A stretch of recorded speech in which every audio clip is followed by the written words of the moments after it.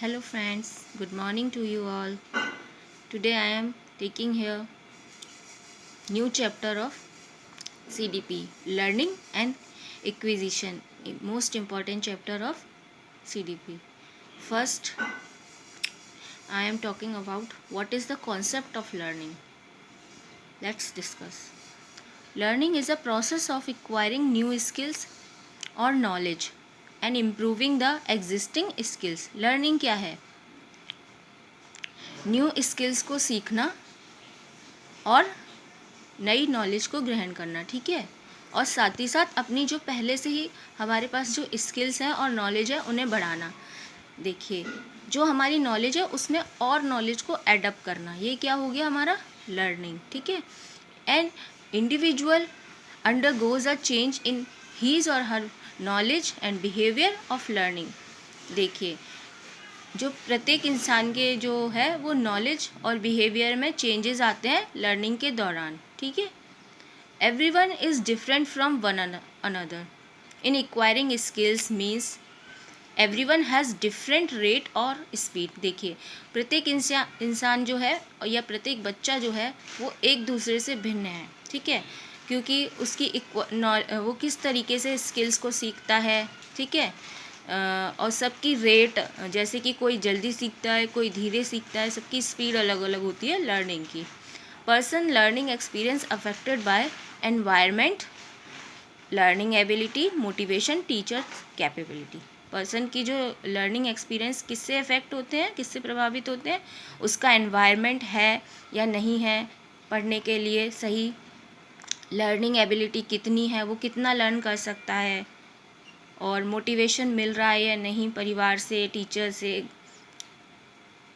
Teachers capability, क्या teacher में वो कैपेबिलिटी है कि वो उसे समझा पा रही है या उसके व्यू को समझ पा रही है।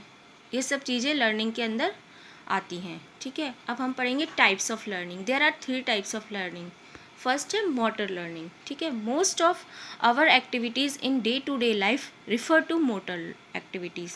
एग्जाम्पल है walking, running, driving, climbing etcetera. All these activities involves muscular coordination. देखिए, जो हमारी डे टू डे लाइफ की जो एक्टिविटीज़ होती हैं, वॉकिंग यानी चलना, दौड़ना, ये सब, ड्राइव करना, जो भी काम हम करते हैं हमारे हाथ पैरों के द्वारा जो होता है, वो किस में आ जाता है, मोटर लर्निंग में आ जाता है। इससे भी हम बहुत कुछ सीखते हैं, ठीक है।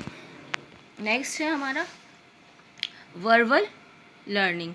This type of learning involves the language we speak, the communication method we adopt, signs, pictures, symbols, words, sounds are the tools used in such activities. इसमें क्या होता है, इस टाइप की लर्निंग किसके लिए यूज़ होती है, देखिए क्या इन्वॉल्व करती है, जो लैंग्वेज हम, जो भाषा हम बोलते हैं, जो कम्युनिकेशन मेथड हम इस्तेमाल करते हैं दूसरों से बात करने के लिए, जैसे कोई साइन का यूज़ करके, पिक्चर्स का यूज़ करते हैं, सिम्बॉल्स का यूज़ करते हैं, वर्ड्स, साउंड्स आदि टूल्स, ठीक है।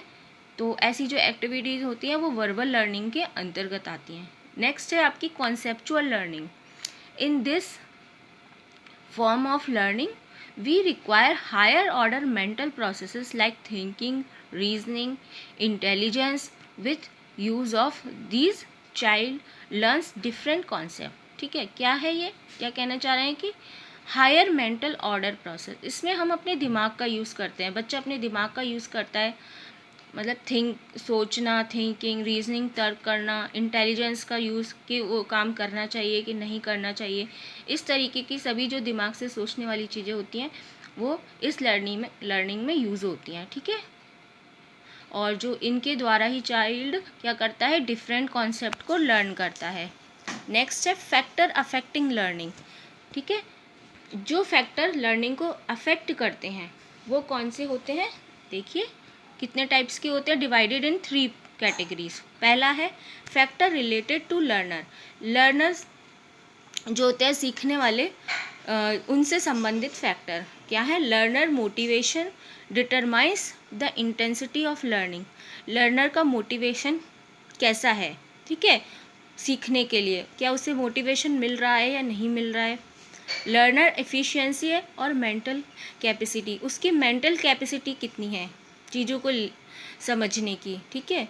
Learners interest and aptitude towards the subject, अब सबसे मोस्ट इम्पॉर्टेंट ये है कि उसका इंटरेस्ट है या नहीं सब्जेक्ट में, तो वो भी डेवलप करना पड़ता है टीचर को। लर्नर्स जनरल हेल्थ, और ये भी इम्पॉर्टेंट है कि उसकी हेल्थ कैसी है। इफ़ ही इज़ वीक और शी इज़ वीक देन वो उसका तो मतलब पढ़ाई में मतलब ये भी मोस्ट इम्पॉर्टेंट है कि हेल्थ बहुत इम्पॉर्टेंट इशू है बच्चों के लिए। Learners attention readiness and willpower, अब लर्नर का अटेंशन वो दे पा रहा है, ठीक है, पढ़ने में ध्यान है उसका, पढ़ने के लिए उत्सुक है, और उसका विल पावर भी बहुत अफेक्ट करता है। नेक्स्ट है फैक्टर्स रिलेटेड टू टीचर, अब यहाँ पे जो वो फैक्टर्स हैं जो टीचर से रिलेटेड हैं, ठीक है, लर्निंग में। Teachers command over the subject, अब टीचर का सब्जेक्ट के ऊपर कमांड क्या है, ठीक है, कि वो सब्जेक्ट को उसने अच्छे से पढ़ रखा है, मतलब उसे पूरी नॉलेज होनी चाहिए एक तो टीचर को, उसका कमांड होनी चाहिए अपने सब्जेक्ट पर जो भी वो पढ़ा रहा है। टीचर्स वे ऑफ कम्युनिकेटिंग, और किस तरीके से वो कम्युनिकेट कर रहा है बच्चों के साथ, it is also important factor. अगर टीचर का ही कम्युनिकेशन वीक होगा तो बच्चों को सीखने में काफ़ी मुश्किल होगी। Teachers personality and attitude towards learner, अब टीचर्स की पर्सनैलिटी भी इफ़ेक्टिव होनी चाहिए जिससे बच्चा, क्योंकि टीचर्स अपने बच्चे जो होते हैं वो टीचर्स को फॉलो करते हैं, तो वो उनके आइडल होते हैं टीचर्स, तो उन्हें हमेशा अप टू डेट रहना पड़ता है, ठीक है। तो ये एक हो गया factor. Teachers behaviour with student, अब टीचर्स का बिहेवियर तो है ही, अगर कोई टीचर डांट के पढ़ाता है और कोई टीचर प्यार से पढ़ाता है तो दोनों इफ़ेक्ट करते हैं बच्चों को, ठीक है। तो बच्चे उसी से पढ़ना पसंद करेंगे जो उन्हें मतलब प्यार से, क्योंकि मतलब पढ़ाए, ओके। तो ये यहाँ पे बिहेवियर मोस्ट इम्पॉर्टेंट हो गया बट टीचर्स का। एंड नेक्स्ट है factors related to the environment teaching material and human resource, ठीक है। अब वो फैक्टर्स आ रहे हैं जैसे कि एनवायरनमेंट कैसा है, टीचिंग मटेरियल है उसके पास या नहीं है, ह्यूमन रिसोर्स उसे प्राप्त हो रहे हैं कि नहीं सारे रिसोर्सेज पढ़ने के लिए, ये सब चीज़ें इसके अंदर अंतर्गत आती हैं। कंड्यूसिव एनवायरनमेंट ऑफ लर्निंग, सबसे पहले बच्चे को ऐसा एनवायरनमेंट देना चाहिए लर्निंग का जो उसके लिए अनुकूल हो।